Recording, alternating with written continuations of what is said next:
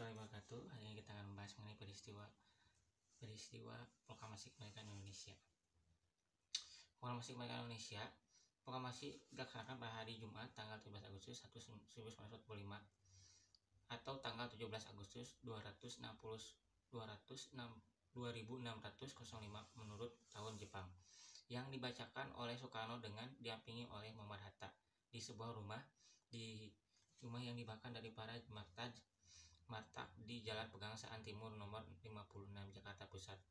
Proklamasi tersebut menandai dimulainya perlawanan diplomatik dan bersenjata dari Revolusi Nasional Indonesia yang berperang melawan pasukan Belanda dan warga sipil pro Belanda, hingga Belanda secara resmi mengakui kemerdekaan Indonesia pada tahun 1949.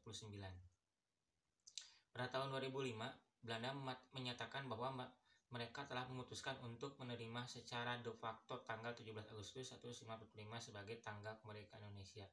Namun, pada tanggal 11 September 2011, pengadilan Belanda memutuskan dalam kasus pembantaian Rawagede bahwa Belanda bertanggung jawab karena memiliki tugas untuk mempertahankan penduduknya, yang juga mengindikasikan bahwa daerah tersebut adalah bagian dari Hindia Timur Belanda. Bertentangan dengan klaim Indonesia atas 1945 sebagai tanggal kemerdekaannya, dalam sebuah wawancara tahun 2013, sejarawan Indonesia Sukonco antara lain meminta pemerintah Belanda untuk secara resmi mengakui tanggal kemerdekaan Indonesia pada tanggal 17 Agustus 1945. Perserikatan Bangsa-Bangsa mengakui tanggal 27 Desember 1949 sebagai tanggal kemerdekaan Indonesia. Naskah proklamasi ditandatangani oleh Soekarno yang menuliskan namanya sebagai Soekarno menggunakan ortografi Belanda, dan Muhammad Hatta yang kemudian ditunjuk sebagai presiden dan wakil presiden berturut-turut sehari setelah proklamasi dibacakan. Hari kemerdekaan dijadikan sebagai hari libur nasional melalui keputusan pemerintah yang dikeluarkan pada 18 Juni 1946. Latar belakang: pada tanggal 6 Agustus 1945, sebuah bom atom dijatuhkan di atas kota Hiroshima, Jepang oleh Amerika Serikat yang mulai menurunkan moral semangat tentara Jepang di seluruh dunia. Sehari kemudian, Badan Penyidik Usaha Persiapan Kemerdekaan disingkat BUPKI Jepang, Dokuritsu Junbi Kosai Kai, berganti nama menjadi Panitia Persiapan Kemerdekaan Indonesia disingkat PPKI Jepang, Dokuritsu Junbi Inkai, untuk lebih menegaskan keinginan dan tujuan mencapai kemerdekaan Indonesia. Pada tanggal 9 Agustus 1945, bom atom kedua dijatuhkan di atas Nagasaki, yang menyebabkan Jepang menyerah kepada Amerika Serikat dan sekutunya. Momen ini pun dimanfaatkan oleh Indonesia untuk memproklamasikan kemerdekaannya. Soekarno dan Hatta selaku pimpinan PPKI serta Rajiman Wijodiningrat sebagai mantan ketua BUPKI diterbangkan ke Dalat 250 km di sebelah timur Laut Saigon, Vietnam, untuk bertemu Marsekal Hideyoshi Terauchi, pimpinan tertinggi Jepang di atas Tenggara, dan putra mantan Perdana Menteri Terauchi, Masatake. Mereka bertiga dikabarkan bahwa pasukan Jepang sedang diambang kekalahan dan akan memberikan kemerdekaan kepada Indonesia. Sementara itu, di Indonesia pada tanggal 10 Agustus 1945, Sultan Syahrir telah mendengar berita lewat radio bahwa telah menyerah kepada sekutu. Para pejuang bawah tanah bersiap-siap memproklamasikan kemerdekaan Indonesia dan menolak bentuk kemerdekaan yang diberikan sebagai hadiah Jepang. Pada tanggal 12 Agustus 1945, Jepang melalui Marsekal Terauchi di Dalat, Vietnam, mengatakan kepada Soekarno dan Hatta dan Rajiman bahwa pemerintah Jepang akan segera memberikan kemerdekaan kepada Indonesia dan proklamasi kemerdekaan dapat dilaksanakan dalam beberapa hari ke depan. Berdasarkan tim PPKI, meskipun demikian, Terauchi menginginkan proklamasi diadakan pada 24 Agustus 1945. 2 hari kemudian, saat Soekarno, Hatta, dan Rajiman kembali ke tanah air dari Dalat, Sultan Syahrir mendesak agar Soekarno segera memproklamasikan kemerdekaan karena menganggap hasil pertemuan di Dalat sebagai tipu muslihat Jepang karena Jepang telah menyerah kepada sekutu. Dan demi menghindari perpecahan dalam kubu nasionalis antara yang anti dan pro Jepang. Hatta menceritakan kepada Syahrir tentang hasil pertemuan di Dalat. Soekarno belum yakin bahwa Jepang memang belum menyerah, dan proklamasi kemerdekaan di RI saat ini dapat menimbulkan pertumpahan darah yang besar dan dapat berkaitan dan berakibat fatal jika para pejuang Indonesia belum siap.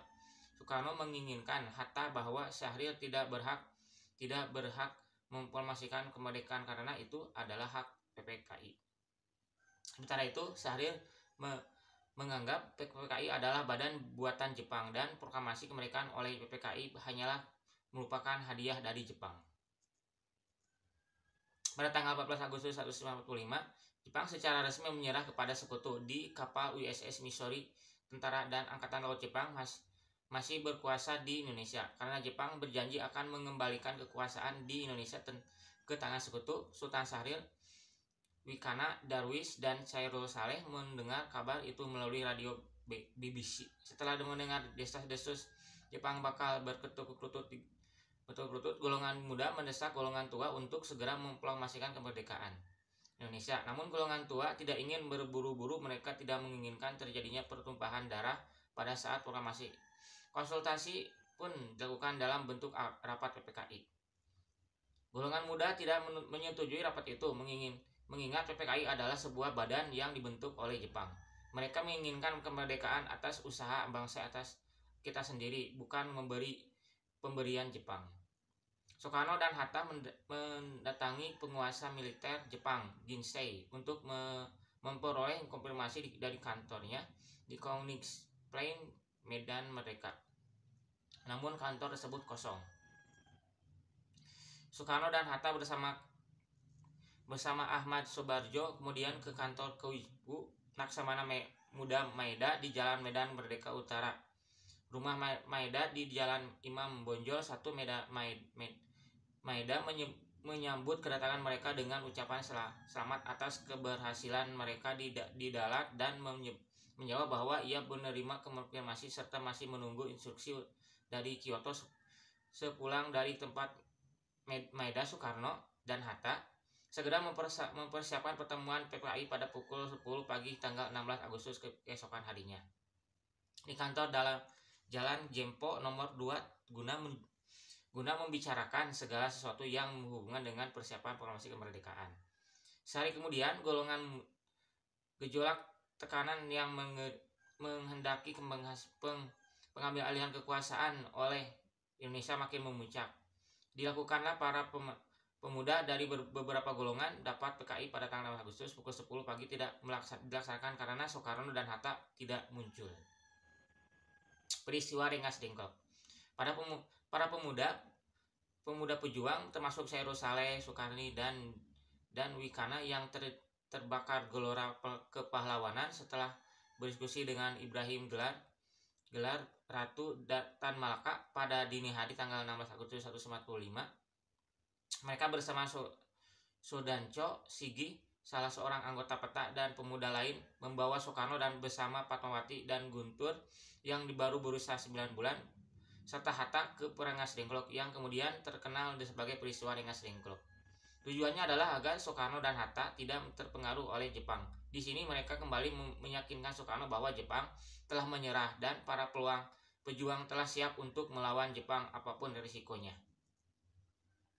Di Jakarta, golongan muda, Wikana, dan golongan tua yaitu Ahmad Soebardjo melakukan perundingan. Soebardjo menyetujui untuk memproklamasikan kemerdekaan Indonesia di Jakarta. Maka diutuslah Yusuf Kunto untuk mengantar ke Rengas Dengklok. Mereka menjemput Soekarno dan Hatta kembali ke Jakarta. Sebagai Soebardjo berhasil meyakinkan para pemuda untuk tidak terburu-buru memproklamasikan kemerdekaan. Setelah itu, saat tiba di Jakarta, mereka pulang ke rumah masing-masing, mengingat bahwa Hotel Des Indes sekarang kompleks pertokoan Harmoni tidak dapat digunakan untuk pertemuan setelah pukul 10 malam. Maka tawaran Laksamana Muda Maeda Tadashi untuk menggunakan rumah sekarang Gedung Museum Perumusan Teks Proklamasi sebagai tempat rapat PPKI diterima oleh para tokoh Indonesia. Sekian dulu pembahasan tentang proklamasi kemerdekaan dan latar belakang dilaksanakannya proklamasi tanggal 17 Agustus.